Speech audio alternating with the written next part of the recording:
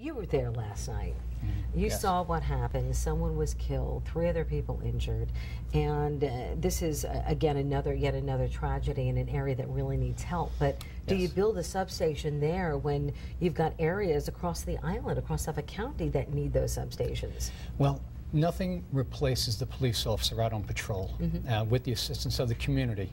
The eyes and ears of the police department out there are reporting to us and telling us when incidents occur, and the police department is part of the community. And as a commanding officer of the 2nd Precinct, I share the concerns of everyone in Huntington Station regarding this violence.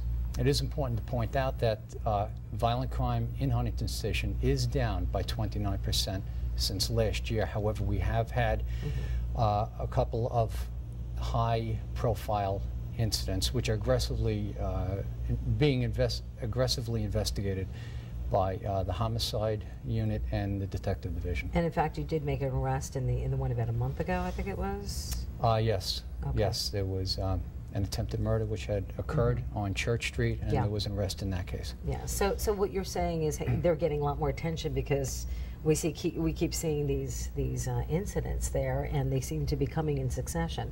But they do keep coming. Yes, they do, and no level of violence is acceptable.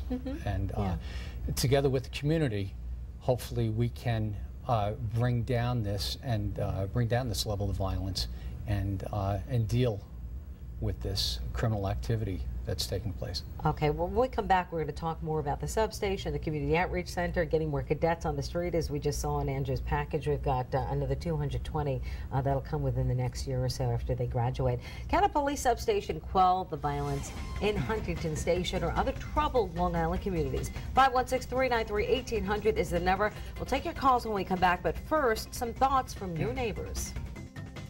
I used to live in Huntington Station for a couple years, and it's completely ridiculous.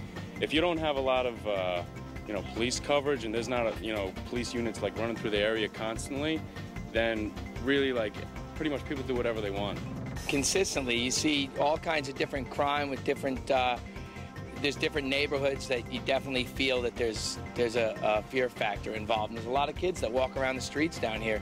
It just sometimes doesn't feel right. It's getting scary, and it's making people have a lot of fear, and that's not the town I grew up in. This is a great town. Welcome back to Long Island Talks right here at News 12 Long Island. I'm Judy Martin. 516-393-1800 is the number to call. litalks@news12.com is our email here.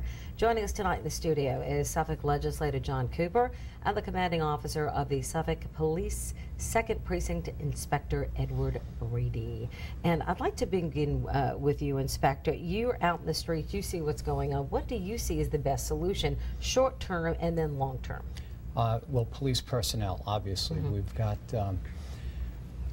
we have a number of units that are assigned to the Huntington Station area. In addition to our regular sector cars and our COPE units, we have our street crime officers working out there. There's a street crime unit, which is county-wide. They work in conjunction with a gang team. They're out there on the streets. We have our narcotics section that's working, and they're working in conjunction with the FBI as well as the DEA, and we have several investigations in conjunction with those agencies going on as we speak. So there's a comprehensive look at what's going on, but you're saying we need more manpower. Is that correct? I don't want to put words into your mouth, but do you see that specifically for Huntington? Well, in that situation, we are dedicating a lot of police personnel to that area. Last night, when the shooting occurred, we had 20 police officers working in that area, in the Huntington Station area. And how quickly were they working there already, or were they responding to what happened? They were working in the Huntington Station area, assigned uniformed personnel, street crime officers, officers from the warrant section, gang team, and NISOD officers. They were all working in that area, and so you have a combination of plainclothes officers as well as uniformed officers who responded very quickly to that location. So what do you think as far as the substation versus the community center? Are both needed, in your opinion? What's your Well, as I had thought? said earlier, nothing replaces the police officer out on patrol, work in conjunction with the citizens of Huntington Station. Next week, there is a plan being worked on right now to utilize some light duty officers to start to monitor cameras in the Huntington Station area, and they would be assigned to that community outreach center on Lowndes Avenue. Okay, so more of that coming down the pike. Right now, we're going to head to the phones for a moment here. We have Dr. William Spencer on the line, the Huntington Housing Partnership. Can you hear me? Yes, I can. Our Housing Authority? Yes, that's correct. Oh, great. Oh, you're there. Okay. What do you think about, first of all, we had another incident last night. Secondly, we've got a whole bunch of different plans floating around, including the idea for this substation. What are your thoughts? Well, first of all, I'd like to say that Huntington Station is a wonderful place filled with great programs and wonderful families, and our children deserve to have a safe community. We need more police officers, and we need them now. At the Housing Authority, we have provided the space for the Community Outreach Center, and working with the town and the county, we do appreciate the steps that they've taken. And I've also been working with Legislator Cooper to provide space for the police annex. We are looking at some of the homes that we control, and we're going to work with him to try to find a space as soon as possible. As chairman of the Housing Authority, we are a stakeholder in the community. We're talking with the school board to try to see what we can do to clean up the station, to get the school reopened again.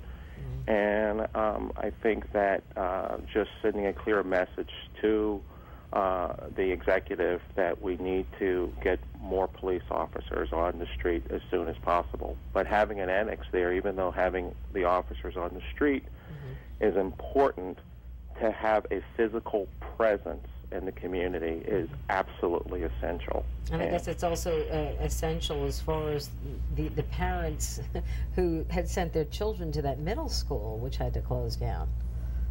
Absolutely.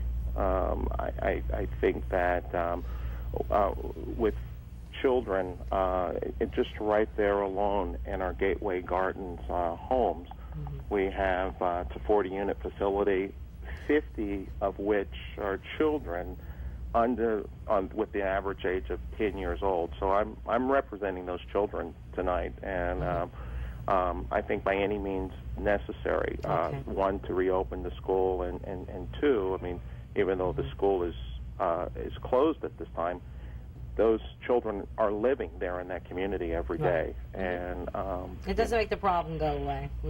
It just brings more light to it. Exactly. We can't close the doors on the community. All right. Thank you, Dr. William Spencer, there from the Huntington Housing Authority. We appreciate you calling in tonight. I'd like to go back to what Dr. Spencer just said and shed some light on what the real numbers are as far as the police department and the patrols in the street. John, you're just saying in the break here that we might have 220 cadets graduating at the end of the year, but that's really, end of next year. The end of next year, pardon me. But that's really replacing retiring. Right. There may be a net gain. I think the best estimate I've heard is maybe a net gain of 10, 20 cops when you consider the retirements. That's for a county of 1.5 million people. So it's a drop in the bucket. Is there money, though, to bring in Absolutely, more police and this is my that frustration.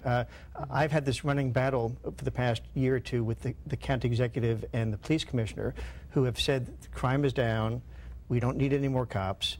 They called me a tool of the police union, part of the PBA legislative cabal, that I was pandering to the union, and I've been arguing, as other legislators have been, that we need more cops. We actually raised police district taxes last year by 3%, which was enough to fund 200 cops, but the county executive only authorized 70 Okay. cops. So now we're playing catch up. It's Okay, too little, too late. I'm going to have to stop you there. I'd like to give you a chance to respond to that. We only have about 30 seconds, but do we have the money? Should the money be made so that we can have more cops? I really can't comment about the money, all right, from But you want to the see more legislative police officers. aspect. If there were more police officers in the second precinct, we would certainly have work It would for be them helpful. to do. All right, Inspector Brady, John Cooper, thanks. We'll be right back.